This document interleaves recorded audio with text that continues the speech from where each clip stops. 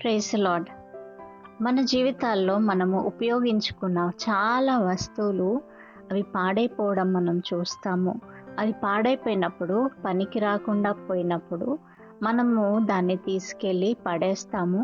లేదా ఎవరైనా అవసరత కొరకు మన దగ్గరికి వచ్చినప్పుడు వారికి మనము ఇచ్చేస్తాము. మన జీవితాల్లో పనికి రానివి మనం పడేస్తాము.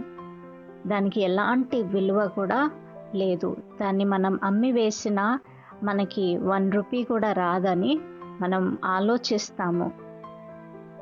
అలాంటి మన జీవితాలను మన ప్రభు అయిన యేసు మన కొరకు తన ప్రాణాన్నే పణముగా పెట్టి మనల్ని ఆయన రక్షించుకున్నాడు.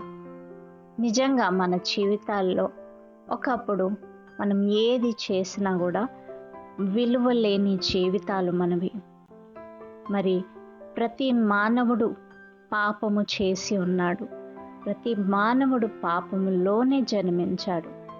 కానీ మన దేవుని పవిత్రమైన పరిశుద్ధమైన రక్తము వలన మనము పరిశుద్ధులుగా తీర్చబడ్డాము. ఆమేన్. పనికిరాని జీవితాన్ని ఆయన బాగుగా చేసి ఈ లోకంలో ఒక వెలుగుగా ఆయన మనల్ని ఉంచి ఉన్నారు. ఎంత గొప్ప ధన్యత ఆయన మనకు ఇచ్చి ఉన్నారు. మనం ఈ లోకంలో ఉప్పై ఉన్నాము.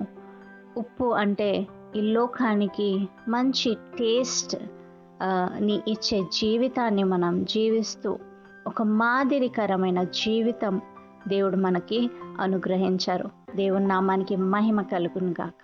ఆమేన్. Praise the lord.